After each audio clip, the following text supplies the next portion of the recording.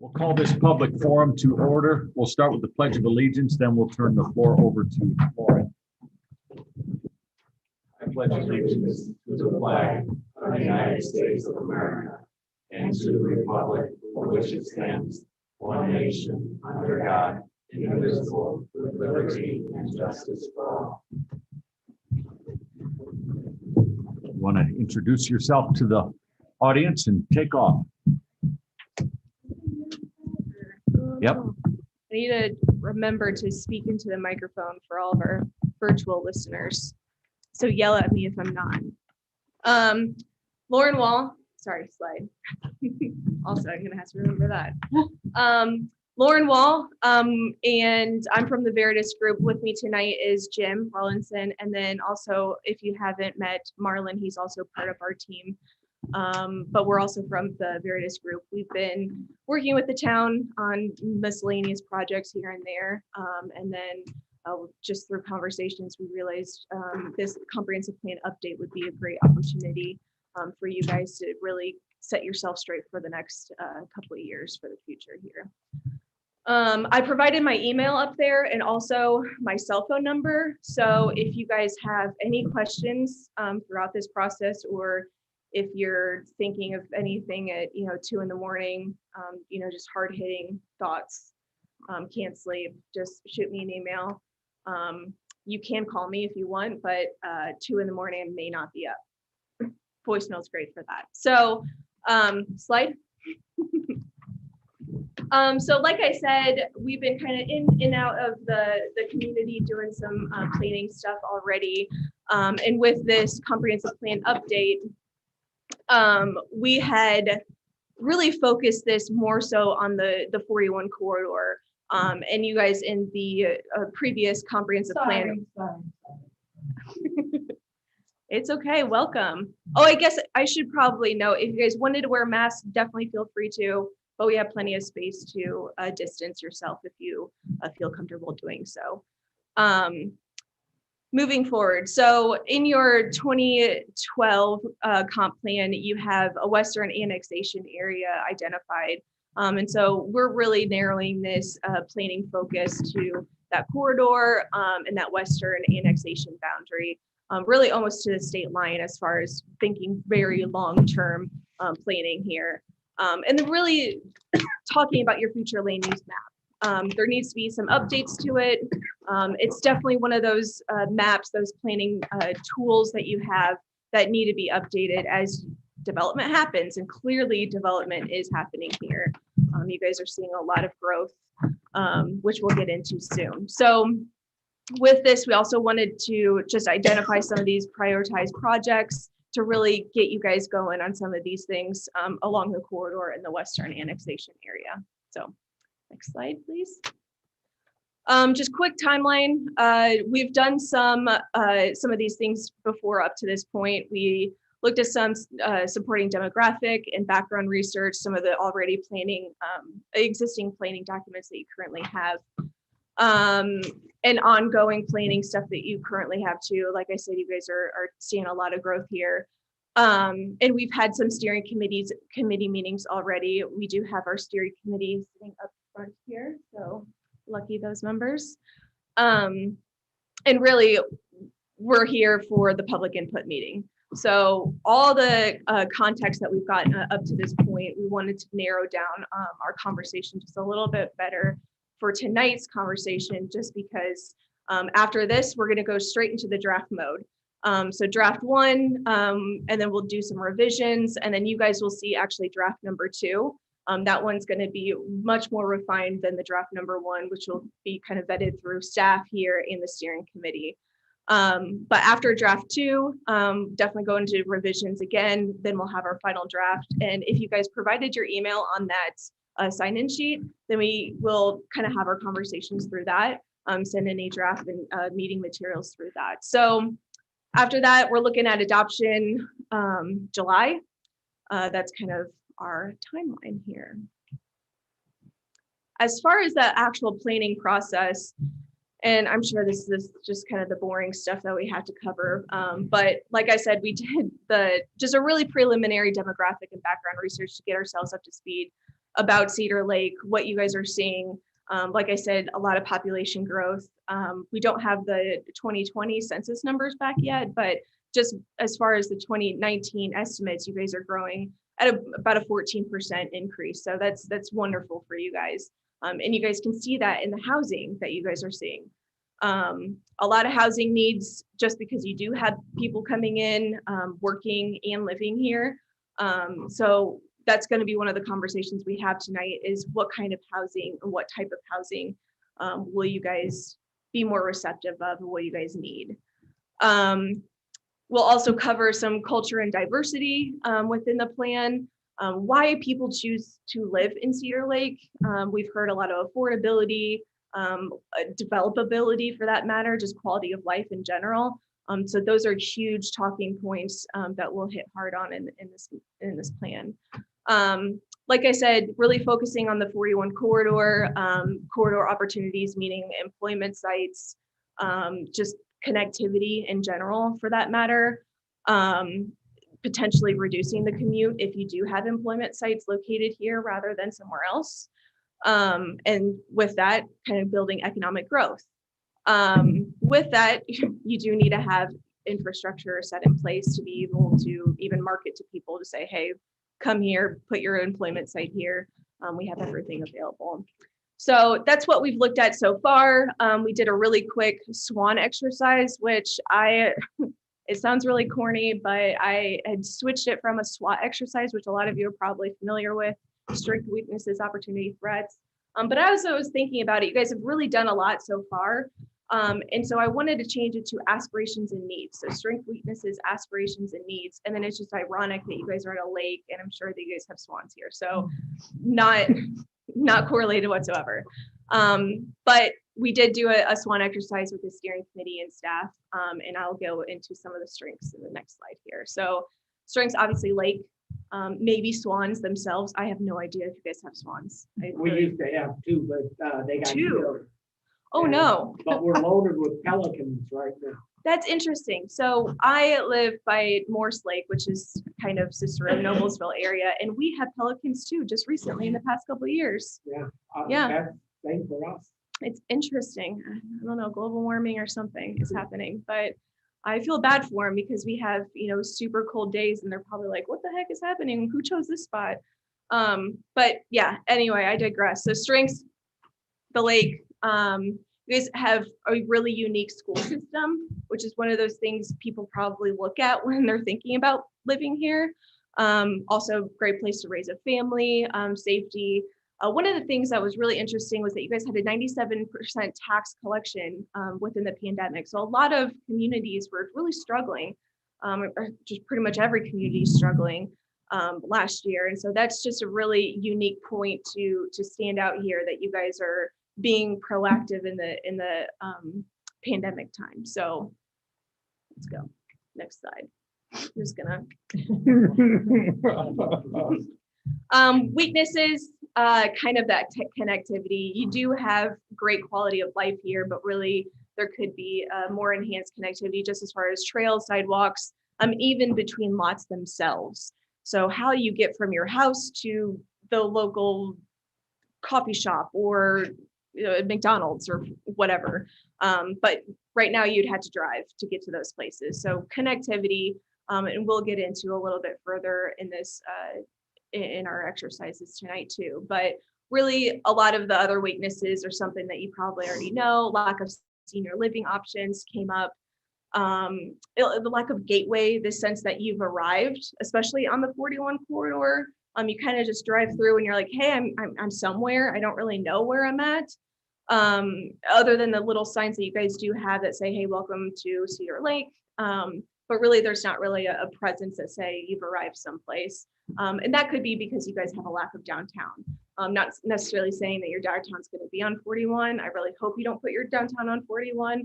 We'll see some examples where it didn't work so well that their downtown's on a highway, but just some of those weaknesses that we've identified, and the fact that you guys do have opportunities coming out of these weaknesses. So you'll see a lot of duplication between this list and kind of the aspiration and needs. So Aspirations. So developability was one of those weaknesses, but you guys have a lot of developability as an aspiration too.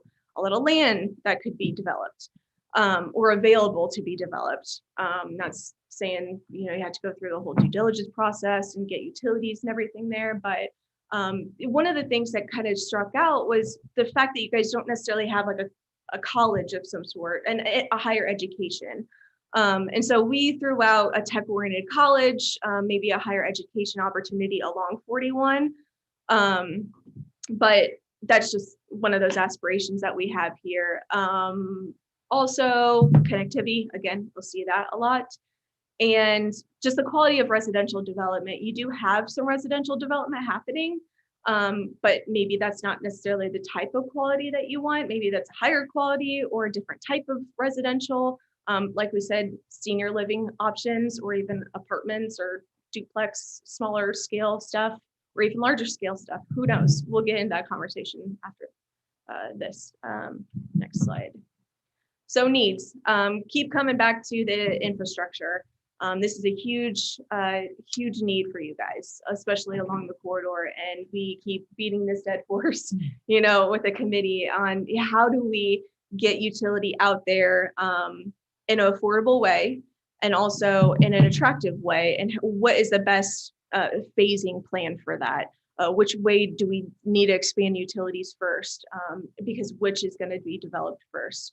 As you see the center lane coming through on 41 in the future, you know, that's going to be a huge drawing factor for you guys. And that's not even just from traffic.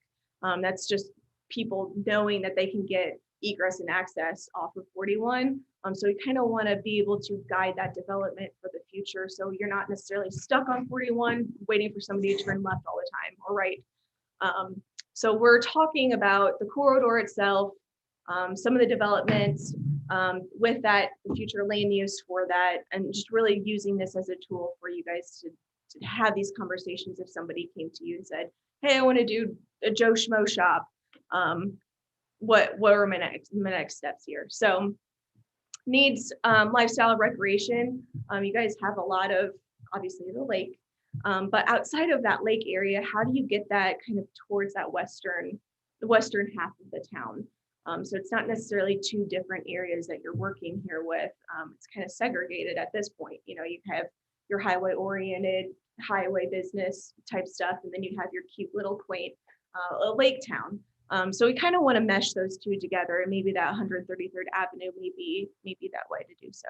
So talking forward, we identified some districts because this is a huge area.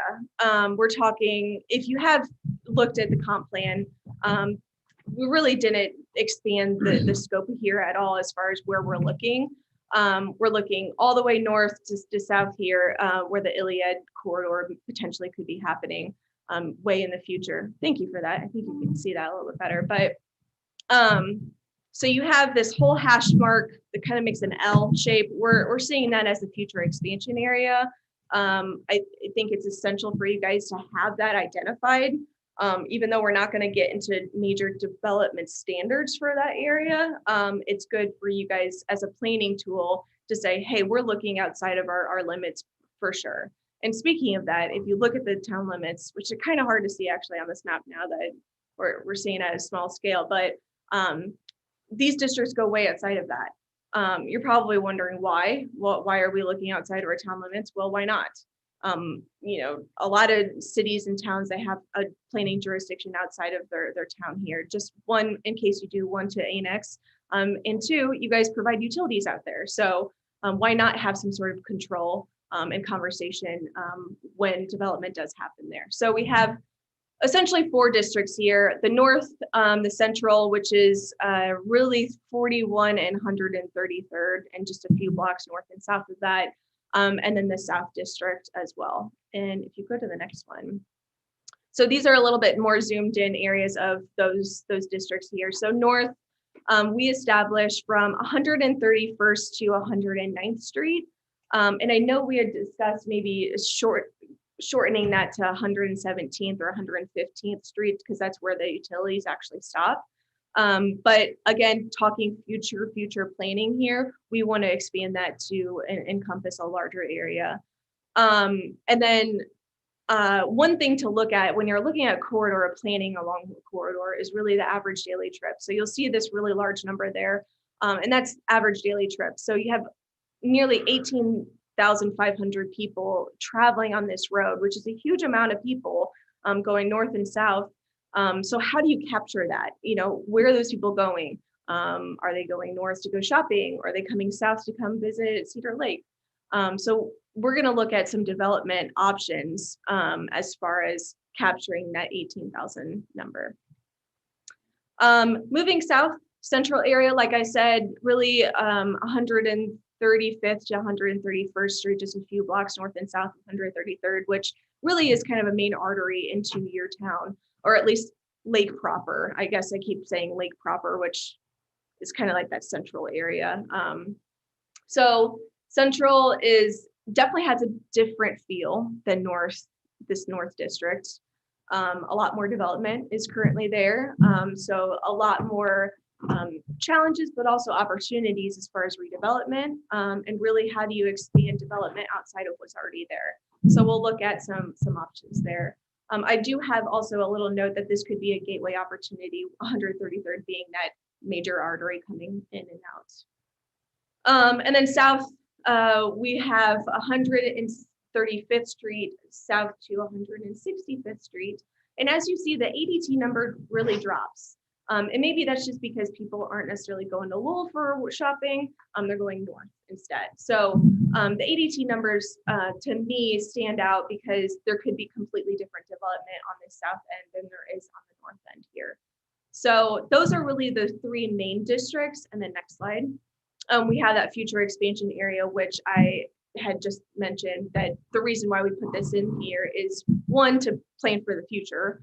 But also if you don't put it in there and you want to expand, or say a huge corporation comes in and it's outside of these three districts and it's in this future expansion area, at least you have some guidance on how to guide that developer. It's a toolbox essentially. So early on, we looked at some precedents. So you guys aren't the only community that has a highway running through it. We looked at just a variety of communities within the state and kind of best practices and worst practices. So we looked at the worst of the worst, a little bit better, and kind of ideal, what you guys would really want to see. And really this is vetted through the steering committee. So really what I want to do is kind of get your input on your thoughts on this too, but we came through with some of these bullet points.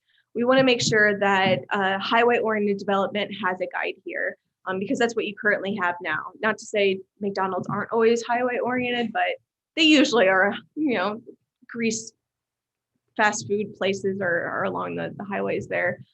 Not to dog McDonald's. I'm sure a lot of people here love McDonald's, and it's great for your community, but we want other development as well too. So maybe some sit-down restaurants, some other highway-oriented businesses that aren't necessarily drive-thrus. With that, you have a lot of traffic.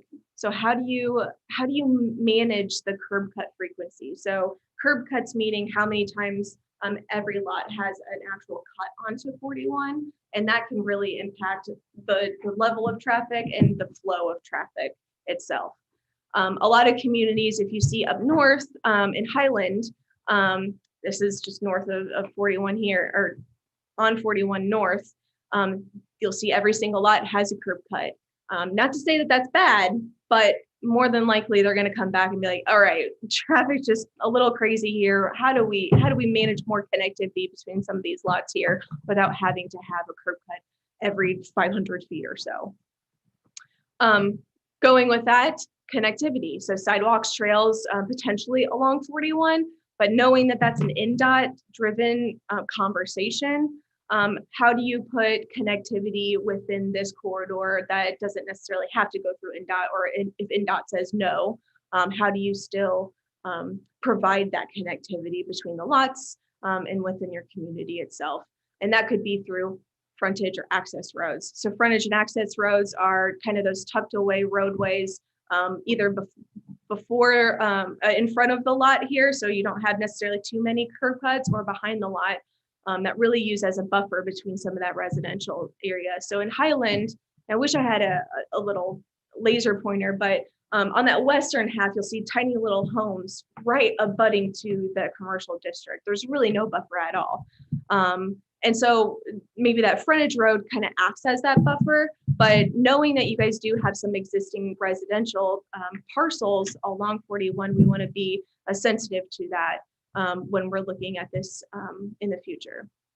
And then also overlay districts. So an overlay district, for those who don't know, is kind of a guiding standard that will be updated within your UDO or ordinance or planning zoning ordinance.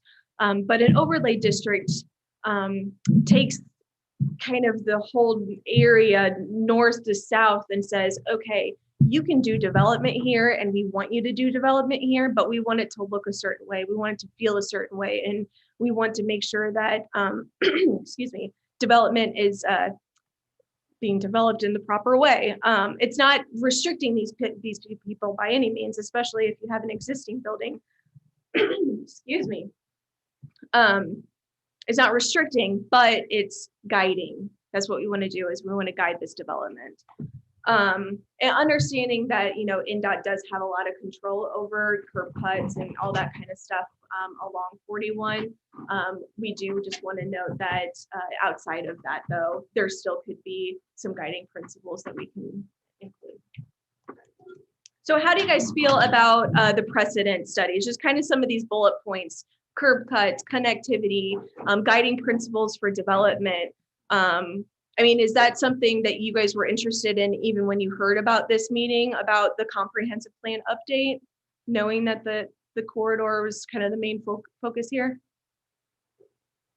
No, I'm not going to poke anyone out, but I mean, are those bullet points, are we on the right track here, I guess is what I'm asking. Yeah. Okay, I heard a so I'm going to go and run with it, okay? Okay, so moving forward, we're going to look at some other imagery. And really, I'm a visual person, so that's the reason why we went with a more image-driven survey here. But before we get into it, I want you to ask yourself, one, is this suitable for Cedar Lake? Is this even attainable for Cedar Lake? And think about aspirations and needs still. So it could be completely unattainable right now, but think 10 years from now, 5 years from now, even tomorrow. Think, is this suitable for what we want Cedar Lake to look like? Just because it doesn't fit maybe what is happening currently today, it could certainly fit in the next 5, 10, even 15 years. And that those could be located in either of these districts, north, south, central, or even that future expansion area. Is this one of those desired developments along 41? Do you think this even would fit in that corridor? We have that conversation about a tech college. Is that even something that we want in Cedar Lake, or is that even best suited on 41? Would it be tucked somewhere else? I see a head shaking no. So that's definitely something that we want to have a conversation about. Those are some of the things that we need to ask ourselves when we're looking at some of these imagery. And then also the long-term impacts. Say that we do have a tech college off of 41, and all of a sudden it's like the greatest college in the whole entire, it's the IU or the what biggest fan college here. I mean, I'm a Ball State fan, so maybe it would be the next Ball State of Cedar Lake. So now all of a sudden you have a ton of traffic. Is that really the best long-term impact here that we want to have? So next slide. Okay, as far as residential, we had talked about your growth. People need to have a place to live. If they work here, why can't they live here at the same time?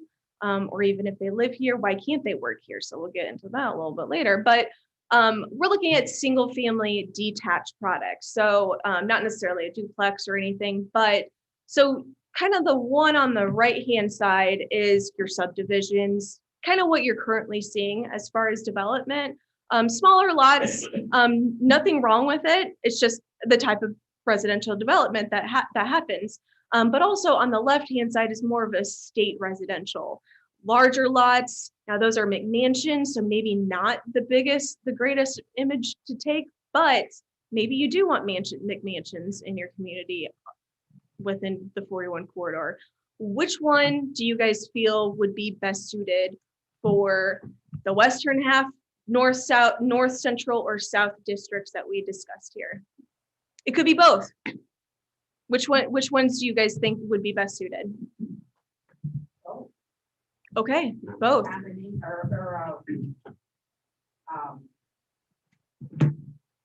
Maybe not even restricted to those two, but kind of a graduated, a variety. Okay. So a variety as far as lot size, or lot size is what you're. Everything. Okay. Everything there, to have more options for people looking. And more options meaning price point, just starter homes Size, to empty nester homes. Yeah, a whole variety of Mhm. size. Is that, do we agree with that? Yeah. Now, do we want something large estate because it's kind of a rural nature on that western half? Do you think that's best suited there? That I don't know. I think it depends on the location. Okay. How far off of the corridor it is. Okay. I'm more concerned about the property on the right and all of the traffic flow. Exactly. Yep. That is what would concern me first of all. Yep. No, that's a great I point. mean, I like the project, I like it, but how far off of. Yes. Traffic flow is huge. Yes, I agree. And so that's definitely something that we need to discuss, because we have in your comp plan just a strip of commercial.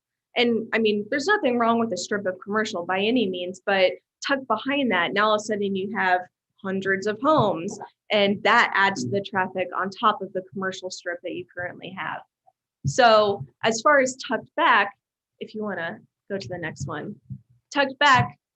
So this is an example that I have in Noblesville here. On the left-hand side is 37. You don't have any curb cuts off of 37 whatsoever, but you have this access road on the north end side. It's kind of cut off in the image there, but that is where you have all those curb cuts. You have the curb cut for your commercial. It's an office warehouse space right there. But then it goes into apartments, and then it goes into duplex styles, and then it goes into single family homes. So that is a lot of traffic in general going onto that access road, but it's not off of the main highway. So how do we feel about this image having secondary roads, collector roads, kind of are feeding into these major roads here that could suit a variety of development as far as residential? We do have in the northern section, 137 homes that will be constructed on the west side of 41, and their exit will be directly onto 41. Okay. On a hill. Yes, It's a horrible. right. Okay. And I don't know if the town did that or the county did that, but that exiting out and dumping out at the top of that hill. We did that, the town. That is an accident waiting to happen.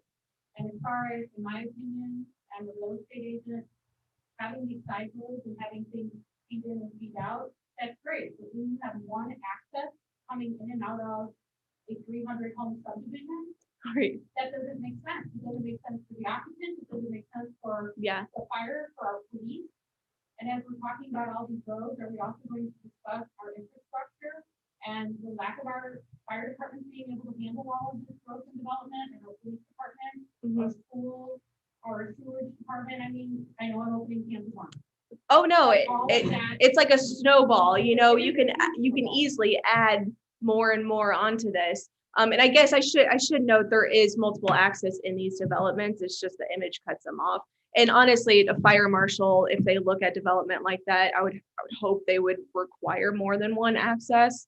I think But we have Indiana State. homes in spots that stated on the west side of 41, where there's an improved. And there's only access one- top of the there's hill, only and one there's- access. There is two Yeah, I think there's a threshold between where you had to have more than one access for sure, but that's a great point though. So the initial phase, so there's one entrance and exit, right? Is there a plan for light there at all? No, we've tried working with NDOT to get a light at 129th and 41, and so far we failed. But is that something you can do 129? No, Then what difference is that? I yeah, mean, but we're we, talking about that subdivision, and the second entrance is in another phase, which is not developed, and we don't know when it will be developed. Well, there's only 38 homes in phase one, so you're not. Okay, that helps. Thank you for that. Yeah. That's why. As part of phase two, to get past that 39. and we are working on trying to increase the police and fire department, and we're working on infrastructure, and we're got our mind looking forward to the sewer plant in Lowell, which we share. And so we're working on trying to take care of these things for the future. I understand that, but we've been talking about a sewer plant that we share with Lowell for the last 25 years. Right. And nothing has happened. We've made we've got a lot better relationship than when we had in the past. We work very well with them now compared to what we used to. Mhm. Now, there's been multiple expansions of that plant done jointly. So, and multiple improvements of facilities and modernization of the plant. So there's been a lot that's happened in the last 25 years, but sharing the plant is something that IDEM kind of forces us to do. So it's just a matter of doing the projects that we have been getting done, and we have capacity now that we didn't have before, so. I also believe that this plan is at 60%. So, I mean, we've still got growth in that can come. And we're in the process right now of upgrading that plan. So we're Which constantly, is good, because we're the constantly development is moving going forward on with it. here and in Lowell.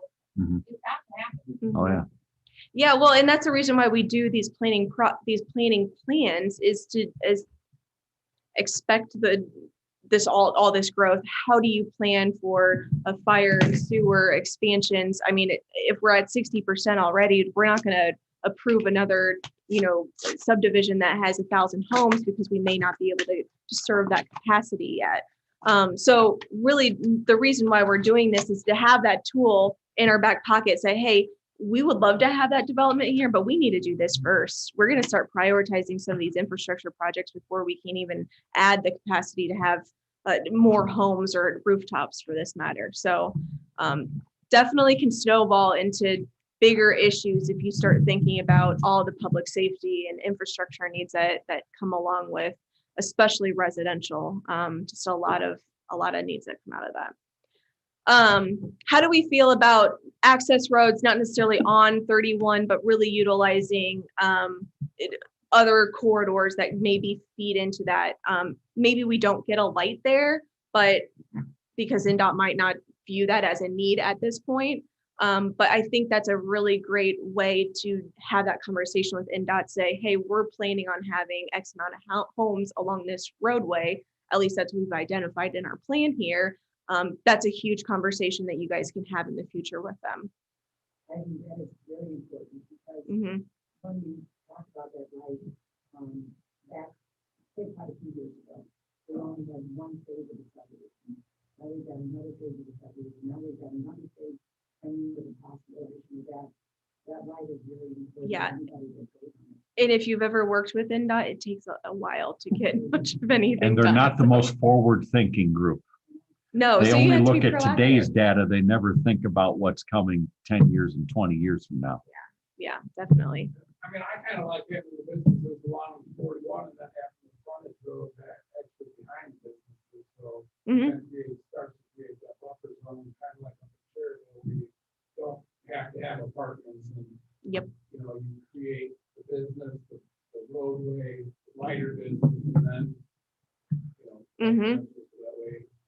And even everybody's along, not saying, well, we're living right next to a business, but we have to have apartment buildings, we have to have. Mhm. And I think the Right. thing you have to think about is industrial. If you want any sort of industrial Mhm. on Yeah. I mean, so you have to. Well, It has to be thought about.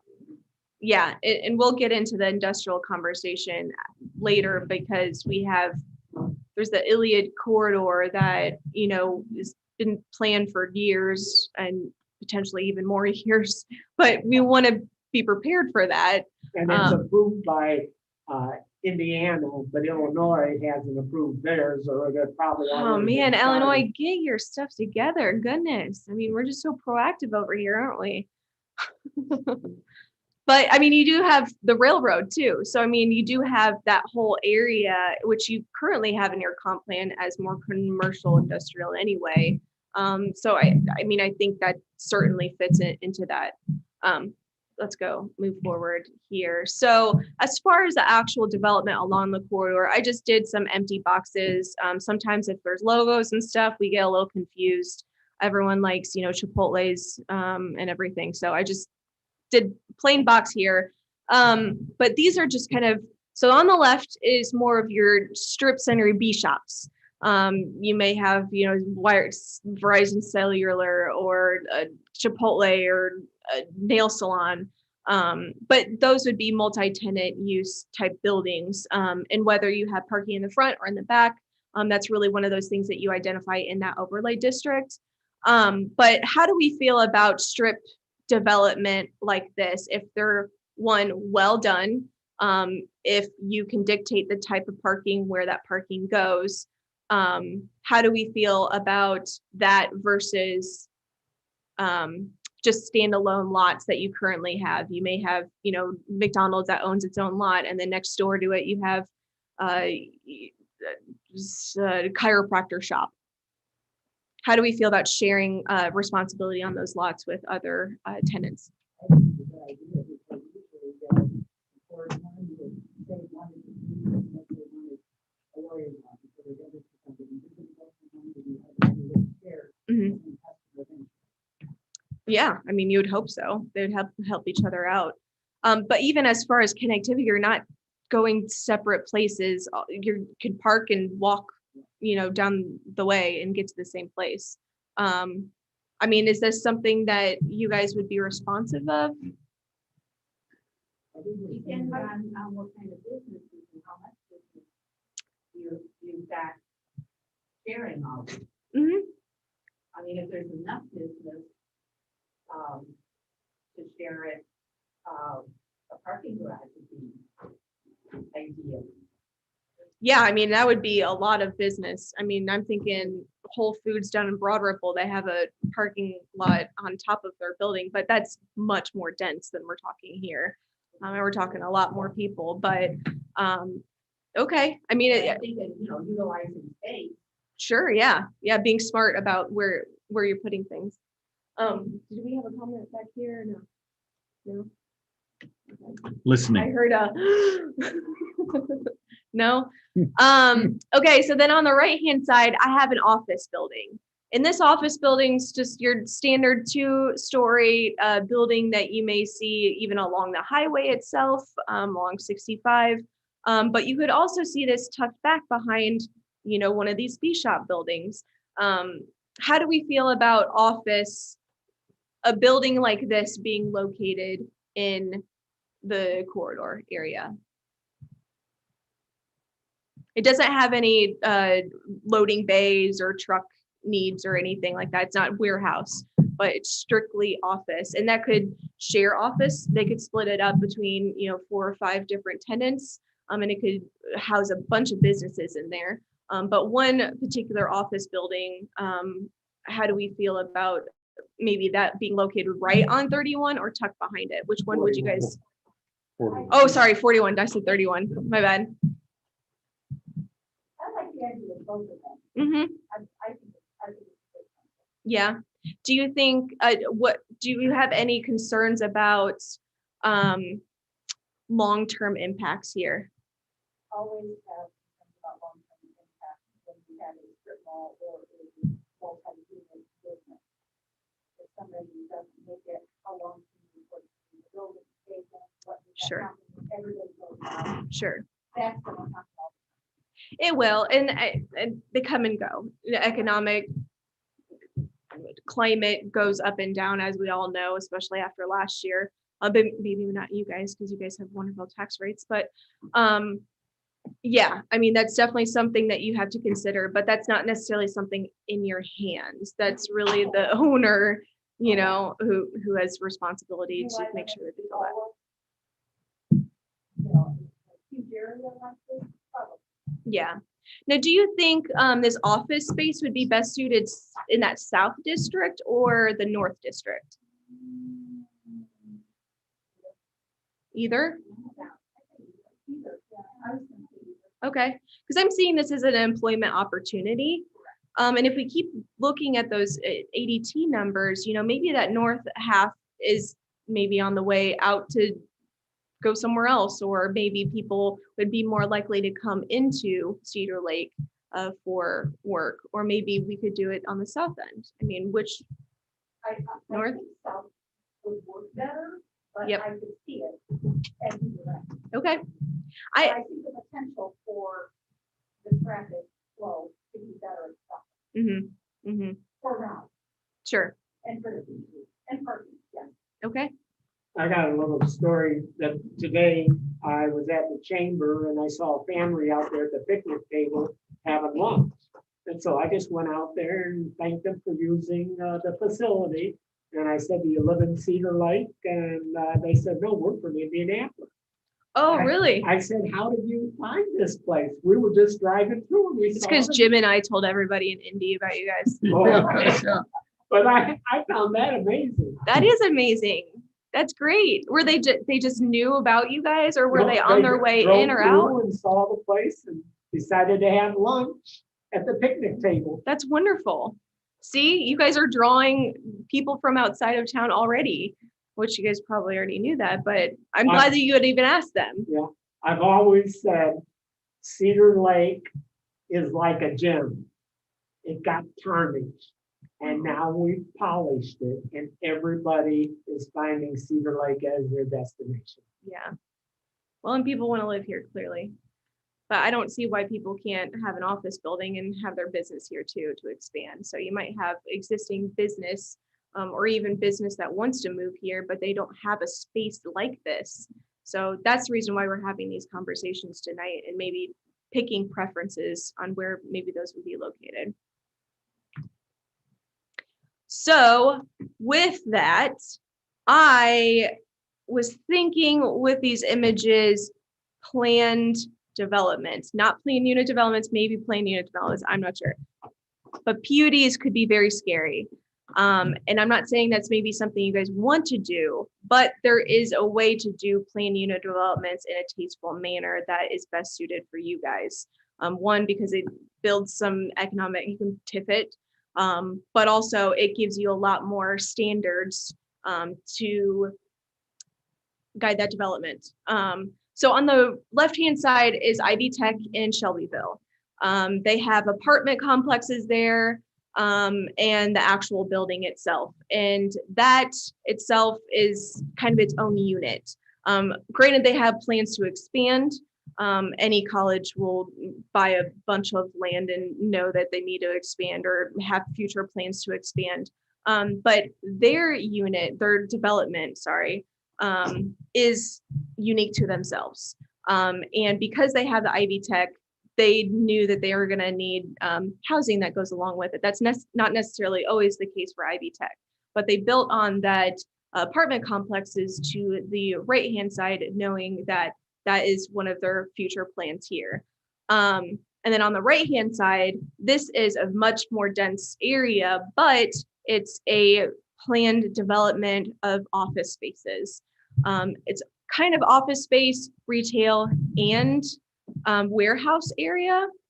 So not necessarily industrial itself, but maybe some parcels are zoned industrial, but having it identified as its own planned development, you have the flexibility to say you can do a commercial or industrial here, a very, very light industrial, because you have kind of pockets of office spaces, even retail along that north corridor there.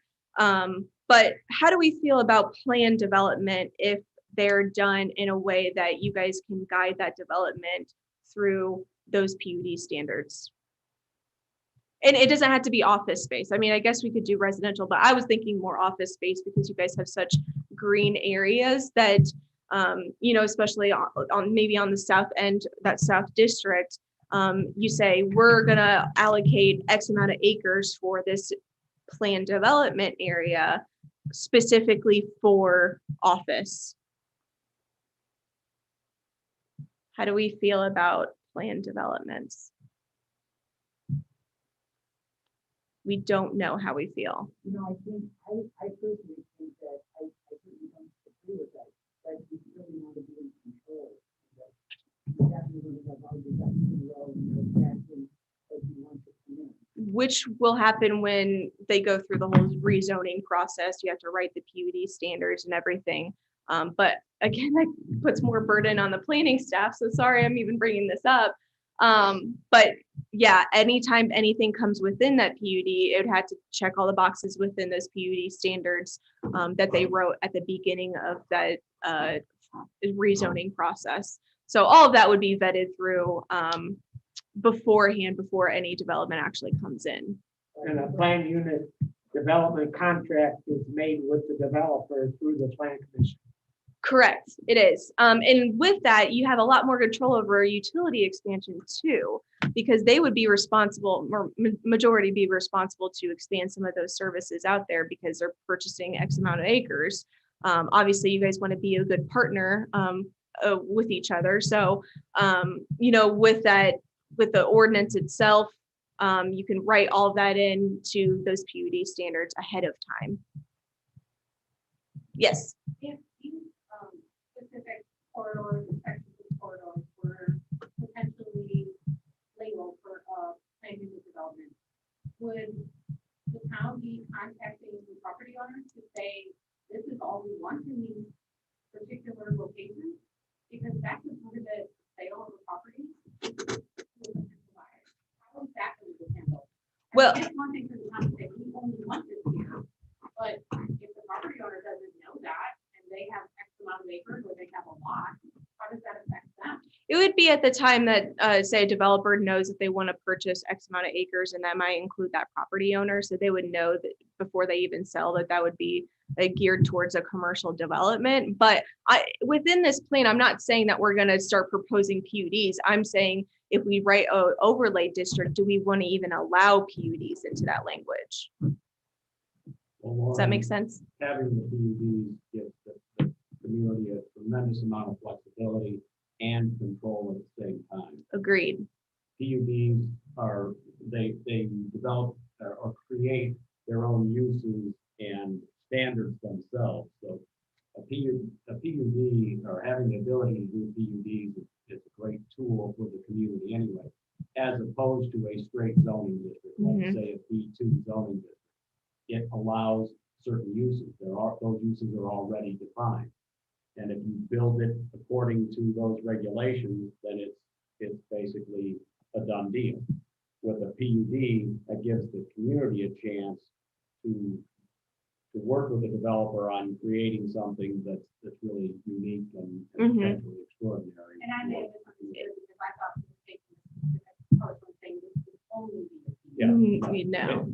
The PUD zoning exists, that opportunity exists for any parcel. Sure. Well, I just didn't know currently if- any parcel in town that's 10 acres or greater, we're Okay. considering downsizing that to something smaller to allow more creativity or even smaller parcels that would benefit from a PUD zoning. So we're certainly looking at that. And as you said, that as was mentioned, that gives the community some control over the uses that are allowed in that, as opposed to just blanket uses that might be allowed in a B2 or B1 zoning district in any case. Yeah, I mean, really the power is in the town's hands when that PUD is even created absolutely. at the beginning, as I mentioned at the beginning of the rezoning process and everything. Because that is a rezoning, that's something that has to be heard by the plan commission and then ultimately decided by the town council. That gives us 14 people that have a look-see at Yeah. what's being proposed. And those things can be pretty hefty documents if you know what you're doing. But again, a lot more guidance whenever somebody wants to put in a PUD. But given that information, that conversation just now, how do we feel about allowing a potential PUD within this corridor?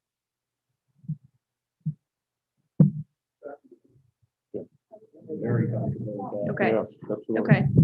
Okay. Yeah, I'm really just trying to build maybe what this overlay district or just this corridor may look like. So that's the reason why I'm asking some of these questions here. So, okay, next slide. Connectivity, fun word. Okay, so connectivity currently on 41 is very vehicular driven, which is totally fine because it's fast paced. And do you really feel safe walking on the side of the road? Probably not.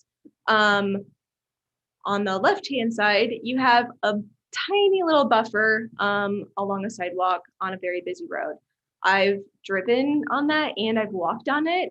And surprisingly, you do feel a little bit more separated from the traffic than you would if you were on the right-hand side, which is literally right on the road, pretty much by like a few inches off the road from a gutter, curb and gutter. But you see here on the right-hand side, you kind of have that strip development in the back.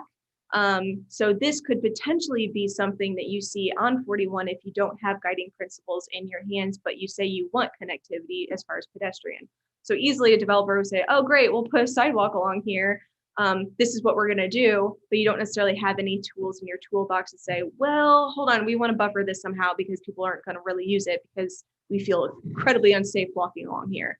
How do we feel about buffering this, or do you guys want people along 41 walking?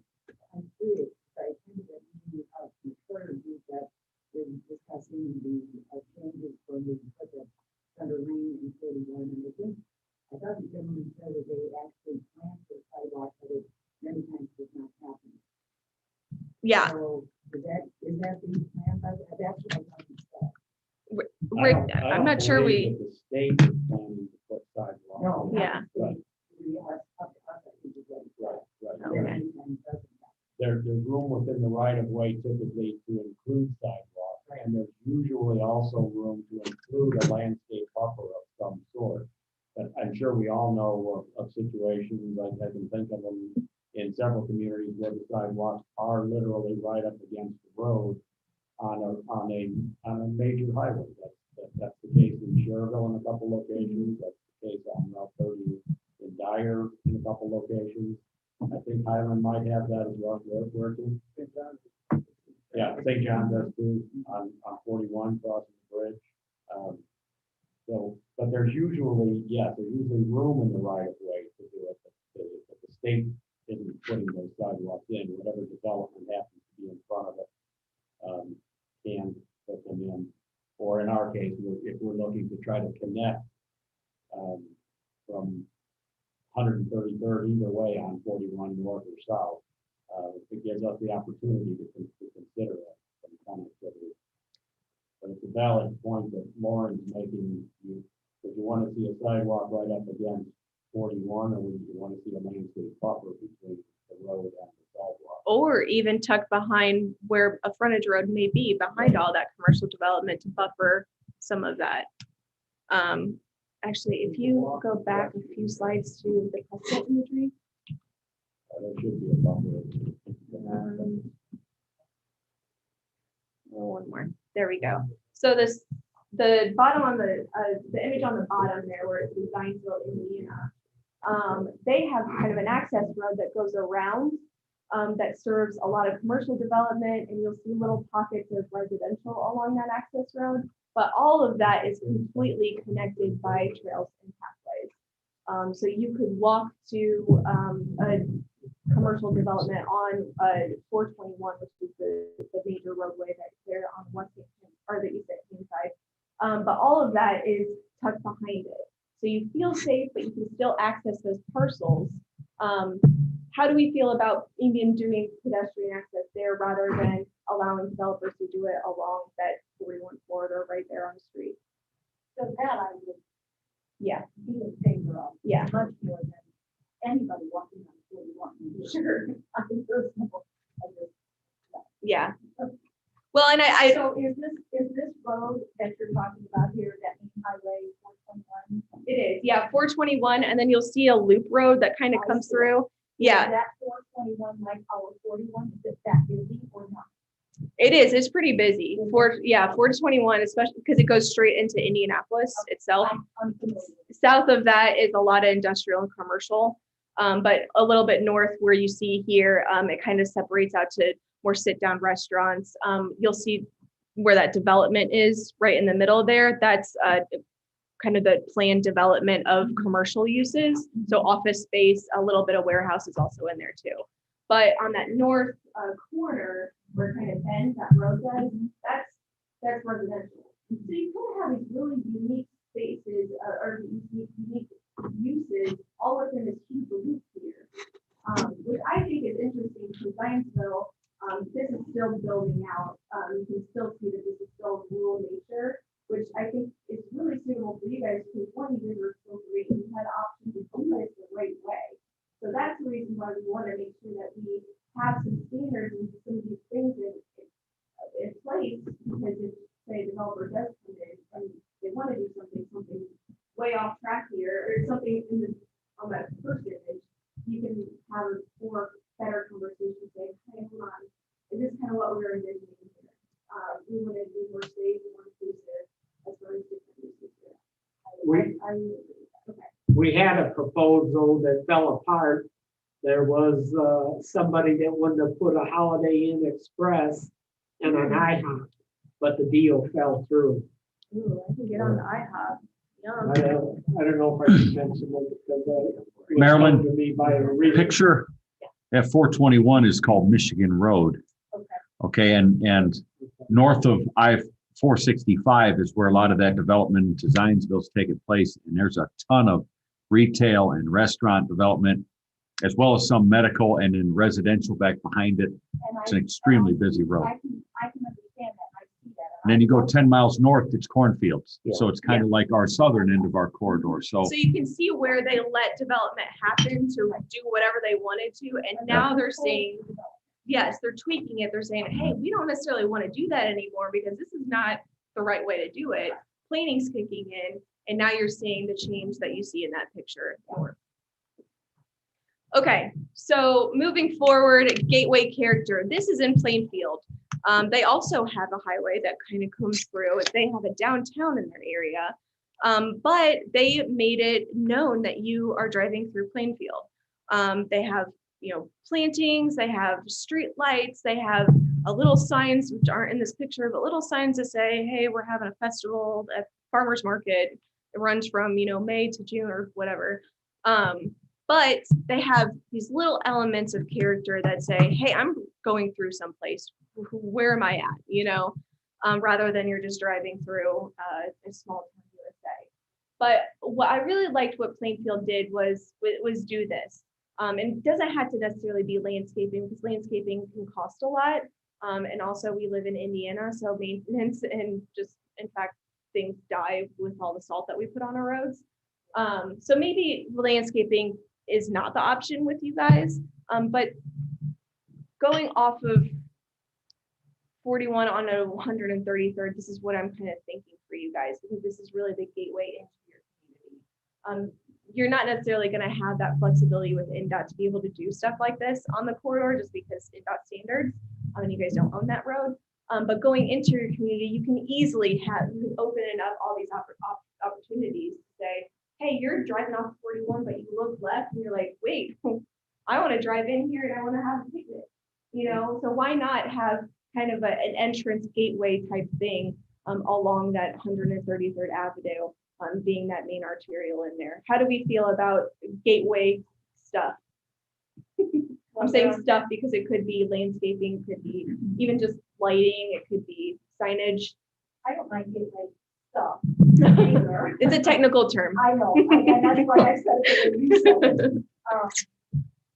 We have a lot of entrances to Cedar Lake, from the south, from the east, from the west, from the north.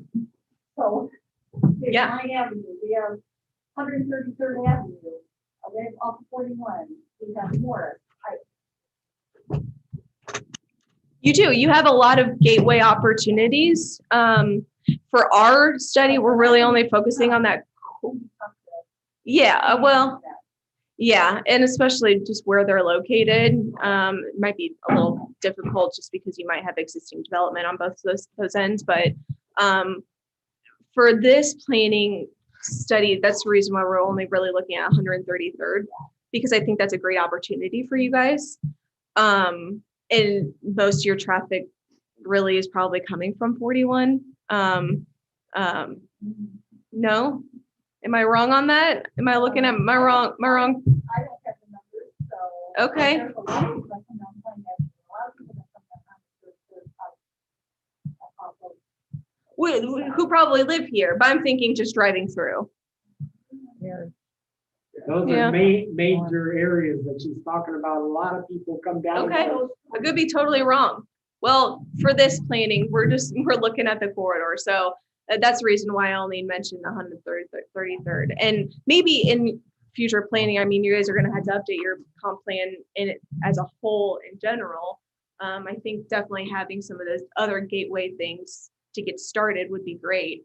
But I mean, this would be a great first gateway project to kind of get the momentum going, I would say.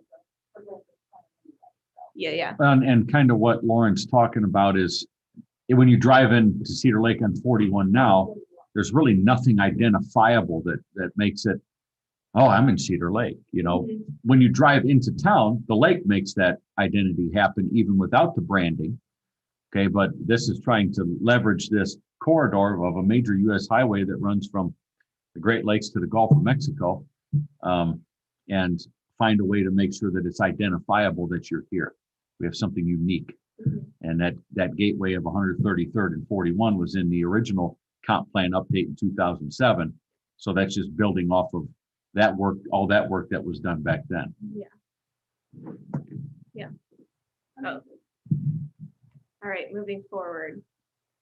Oh, I don't think my images came up on this one, but preservation. So as we're talking about all this development, you guys do have environmentally sensitive areas, especially on that north-hand side. You do have kind of a creek that goes through there, or even just on that western boundary anyway.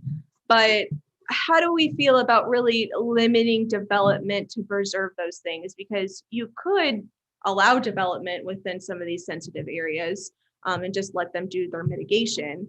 A lot of communities still do that because that's taxes. That's really money that you guys are missing out on. But I see it as an opportunity for you guys to have green space outside of the lake, and maybe some of your parks. You don't necessarily have anything, especially on that western side of the town, to have green space. Maybe a recreation area or a trail network of some sort.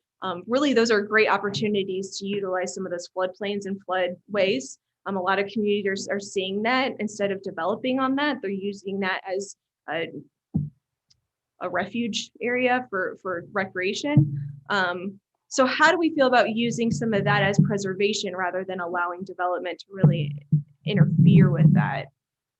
Just because we see a lot of environmental impacts as today in our world that we have, just the lack of fresh water and all that kind of stuff. We just want to make sure that we are planning for the future in case something does happen. And at least we can say that we preserve those areas and we did our best. I'm all about it. Yeah.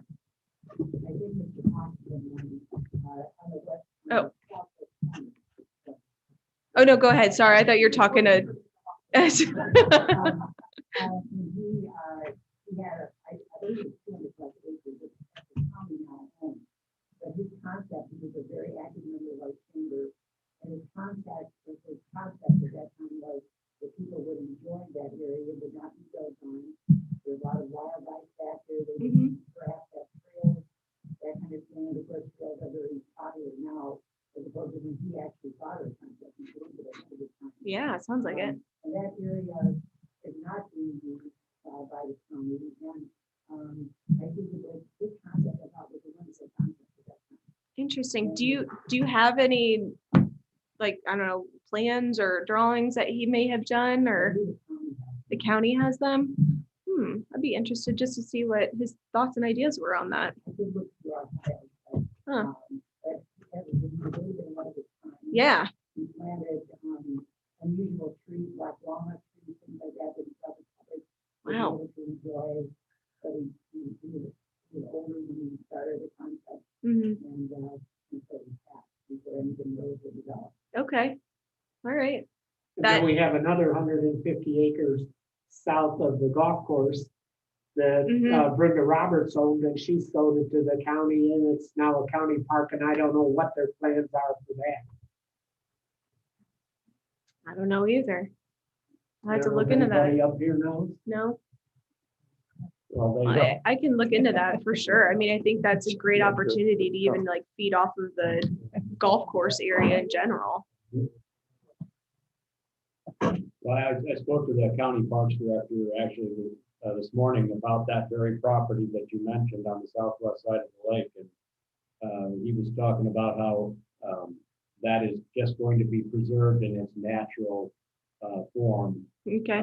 in perpetuity. In fact, I guess it's still, he says it's still privately owned, and that's why it's actually gated off there. There's 3 entrances to the property, and all 3 are gated. But eventually that'll become part of the public park system, but it'll be, he envisions a walking path through there, nothing more invasive than that. You're talking about the Hawkinson Marsh? Yes, sir. So I think the Shelby Conservation Club actually has control of that. Yeah, there's a gun club. Yeah, it's Conservation and Gun Club in Shelby. Right, they have a contract on it Yeah. right now. It's owned by the Indiana Heritage Association, Yes. I believe, if I've got the name right.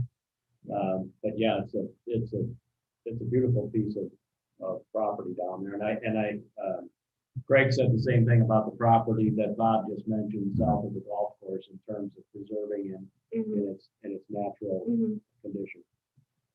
Yeah, I think that's a prime area to kind of preserve and keep natural in its sense. Outside of just the floodplains and those environmentally sensitive areas, we do have some agricultural happening. And we're seeing some generations, not everywhere, but some generations, as the younger grandson's taking over, he doesn't necessarily know how to farm or want to farm that property anymore. And so he sells it off, and who knows what happens to it after it develops. But how do you guys want to preserve some of that agricultural land that you currently have? Or do you guys not want to preserve that at all, and you see that as a development opportunity? Yeah. I think it says a lot to your rural nature in itself. I mean, Zionsville still has little pockets of areas that are still agriculturally developed, but then you have an office space next to it. So I think one of the tricky things with, like, especially open agricultural land is, like, for a farm owner, right, that may not be carrying on for a generation. And if you have this municipality preservation mindset, you actually create, to what the lady there was saying about a decrease in property value at that point, which could cause for some legal action as it relates to land use plans and kind of an inverse take, in a way. So there's got to be a careful thought to that, because you don't want to have land use maps that decrease a person's ability to sell, because private property owners should still have the ability to maximize the sale of their property because they own it. I mean, we have to be fair to people's property rights in that respect. I think one of the things we can do with what Rick was talking about, Lauren was talking about, with the use of PUDs in certain areas, is create green space requirements that do have some preservation to it. So it could still be developed, but then you can still keep some of its natural heritage. So that's one of the tricky things in planning, as far as I'm concerned, when it comes to, like, these generational farms that aren't going to go any further, is we have to still be careful about them being able to capitalize off their generations of work. And I do agree with that. I'm more referring to those working farms of today. Sure. Mhm. If it's not a working farm, they're willing to sell themselves, but if it's a working farm, then I think they should have the right to. Mhm. We had a United States congressman that had a meeting with the farmers that lived out by the Indiana-Illinois state line. And they wanted to build the bi-state airport out there. Brought all those farmers in, all those farmers said, we'll never sell this, our kids will never sell it, and their kids will never sell it. They passed on, and it's got all kinds of subdivisions and stores and businesses Yeah, yeah, out there. yeah. Well, and what about a transitional agricultural land use where you could say it's still agricultural for the most part, but when and if that happens, you're not just limiting it to the agricultural land use, but you can say you could do small scale or very low intensive commercial there, or you could even do residential there, but that's still long term. So you're not necessarily limiting themselves to just agricultural. But when the time comes, you can still do something with it. And I guess I should say there's a difference between zoning and land use too, because if it's zoned ag, there's still uses that you can still do in ag. But and that that's can the always thing be about changed too through a PUD or through correct, yeah. the zoning process. Those things can always be changed if you have a land use map that kind of creates that platform for the zoning. Correct. Who knows? Yeah. Who knows? Well, let's hope so, because we need our agricultural businesses to still thrive. But And I just want to make sure that, like, for the people that follow all of us here years from now, that we're doing things right now from a land use standpoint that, you know, create the continuity that we're looking for, that create the identity that we're looking for, and still preserve the private property rights of people that have worked on farms for generations and want to maximize that to be able to take care of their own families and their own legacies. So I'm kind of sensitive to that with my work in agriculture, because I've seen a lot of family farms that have gone that route, and some people that have planned it well and been able to sell and maximize their dollars, and they take care of their families for generations. So, you know, that's just something I think that's important in our planning process, to make sure that we can carve out ways to preserve pieces, make sure we don't forget our heritage, but still allow the private property owners to maximize their benefit as well. yeah, definitely not to be restrictive Yes. by what I call preservation here. Okay. Create the platform and footprint, right? But allow for what Lauren was talking about, some flexibility within that footprint to be able to maximize the benefit. Okay. That gives me a lot more insight as far as your ag stance on that, for sure. So here, the last kind of conversation I wanted to have was this future land use. This is your current land use plan. And you have a lot of low density residential, which is all that yellow. And then you have that red strip, which is kind of that commercial strip along 41 that I had mentioned. And then little pockets here and there that you may see multifamily or some office. And then you also see that commercial L, and that's maybe along that Iliad corridor there. So how do we feel about navigating this future land use map to be different than maybe what it is right now, based on our conversations, to allow some single family preservation of that ag land, preservation of some of our natural spaces. So you may see a lot more green on this next map. You may see less yellow. You may see more office. How do we feel about those colors? Or office is blue, sorry. Based on our conversations on some of these districts. So what I had heard was that more likely to see industrial commercial on that south end. So you may see more of that purple, or I mean the blue on that south end. Sorry, it's a kind of a hard map to show, and I don't have a laser pointer, but if you see that L red, yeah, okay. That's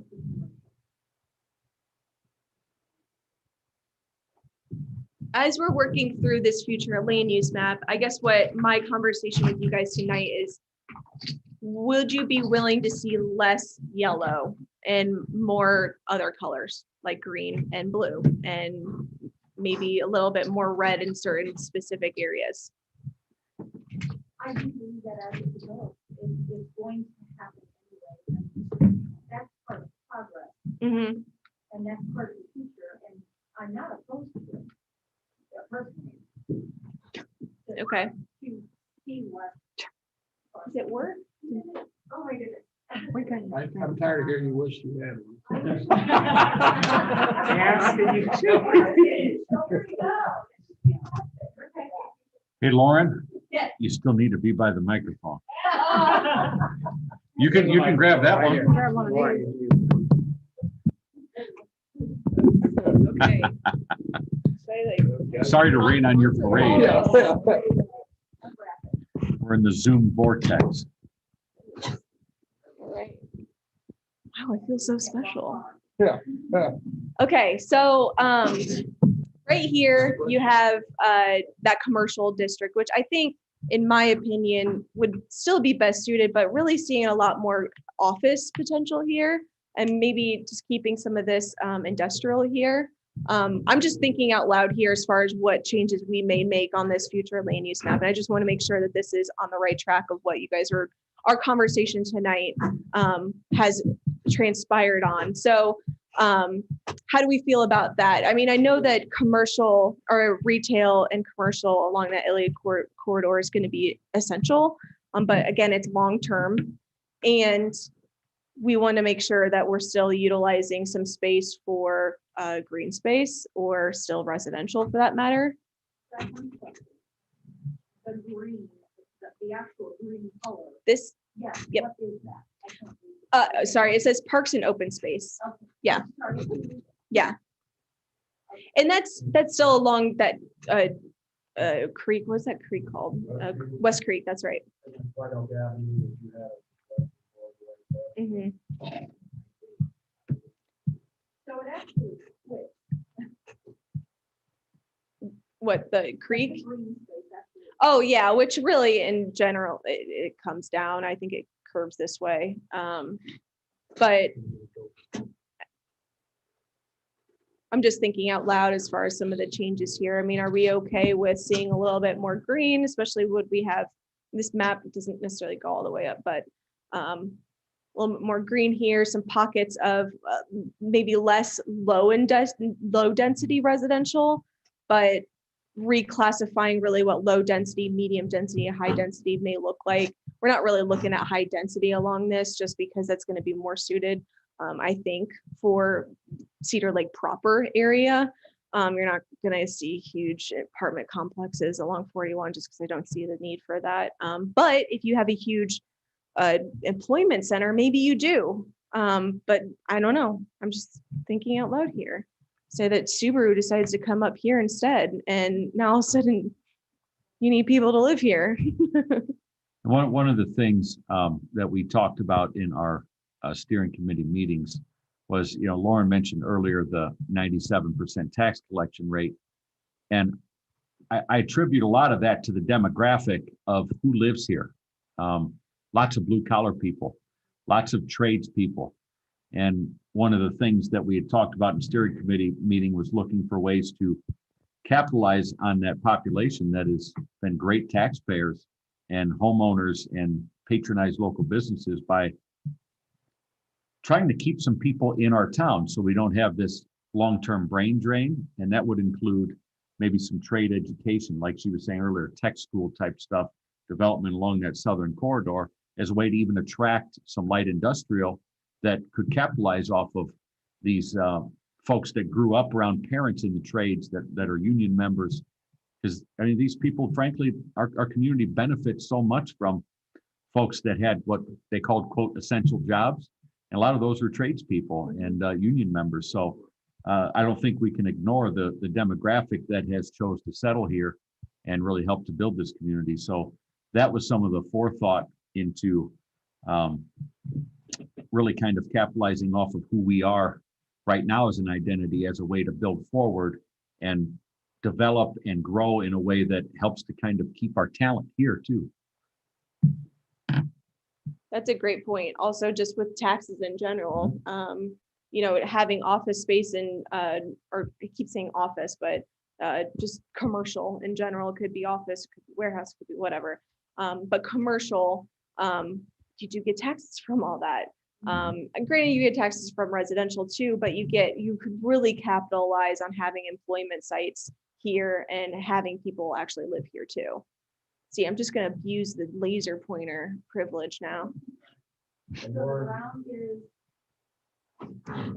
So yeah, this is the medium density here. So might see some of those, the more dense image that you saw in the single family along there. Single family, obviously, or low density would be much more rural in nature. When she's mentioning low density terms, low density is about 2 homes per acre. Medium is about 4, and high density is about 6. Mhm. Personally, Lauren, I think that in the southern section where you're showing low density residential along 41, I think that's. Right here, Right there. I think there needs to be commercial to a certain depth. agreed. Either side of 41, and then scale it back to some sort of residential. Agreed. Maybe even office behind it, but I think residential, particularly low density or medium density. Okay, that's kind of what I'm thinking. Mm-hmm. Yeah, and I'm thinking like the phasing. So you have, certain land use, and then another less intense land use, and then even a less intense land use, and then maybe even agriculture after that. But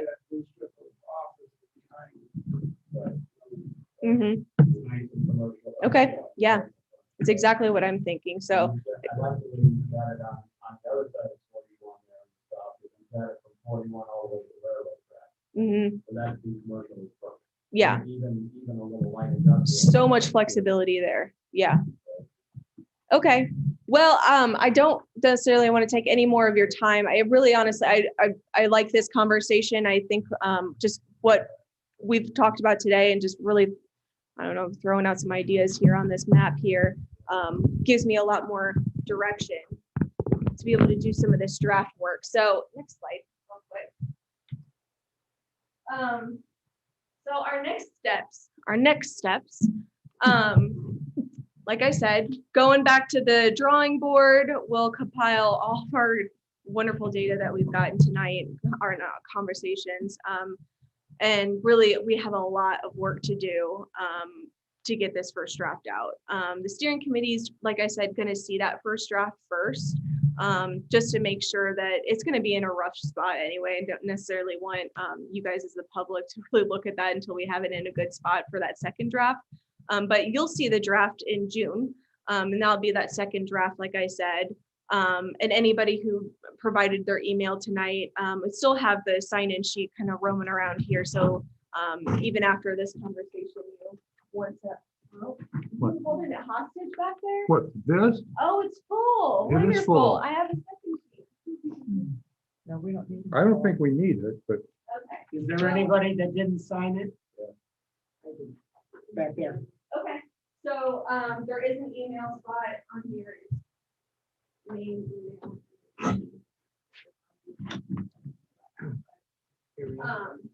We will send updates of this draft Hey, Tim, will you get the lights?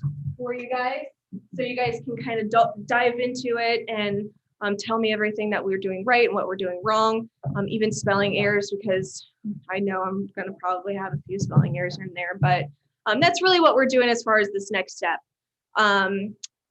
At this point, does anybody have any questions? I think there's another slide there with my contact information. Just my email I've just there. got a comment real quick Yeah. before the questions. I think one of the important things in a process like this is to realize that this is fluid. It's like when ideas are presented too many times, when people have their conversations at a local restaurant, it's, oh, did you hear what they're doing? They're putting this here and this there. It's nothing like that. This is about creating a 10,000-foot view of a platform and some principles, some guiding principles to roadmap to make sure that as things develop, we know what the people want as far as how it's managed. Not necessarily the individual entrepreneurs that decide to build buildings or the industrial people that decide to locate, but if they do decide to locate in Cedar Lake, how do we manage the process? How do we make sure that the public interest is represented? Because in the past, when ideas have been presented, it became The bulldozers are warmed up outside the town hall and they're going to start knocking things down. When the annexation efforts were made, it was, they're coming all the way to state line. They're going to take everybody's property and eminent domain everything. That's not what's happening here. This is planning. These are ideas. This is creating a platform. This is, being able to paint with that brush before it happens. So we have an idea when it does happen, how can we represent the best possible land use results for the best benefit for the public. So it has nothing to do with us steering any individual industries to a certain area other than creating that platform. Yeah. Because sometimes people get to the pretty narrow thinking of it, of this is all pre-planned and there's no flexibility and the town is bringing all these businesses in. Well, first of all, the town doesn't necessarily bring business in. Businesses show interest.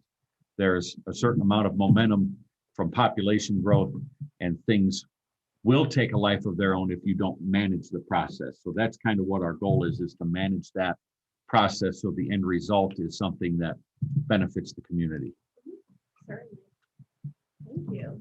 I think Randy, what you just saying is you're doing a little bit of a think tank that you were trying to figure out what businesses would you like to see, and you were fine, and you say what you want to see in the community. And actually with a definite feel for new development that that's going to be sort of about open planning.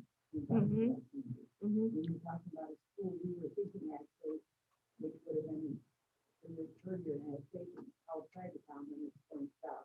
We were thinking about it next year a long time ago. Granted, we are in other areas, and granted, we are rural, but it doesn't mean with all the new development that it wouldn't work. Yeah. So I think those, we're anxious to see that. Well, I'm sure you have so many conversations that are like, hey, what do you guys want? Do we fit that mold for what you guys want to see in the future or what you guys want to see today?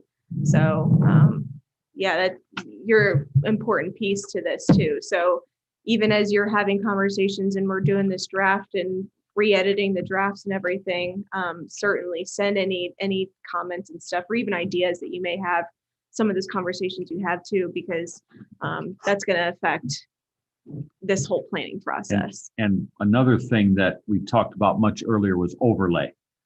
So one of the things that we stressed in the meetings was we want to make sure that existing property owners along 41 who have things that might not conform perfectly to the plan can still make improvements to their property without having to tear down and start over.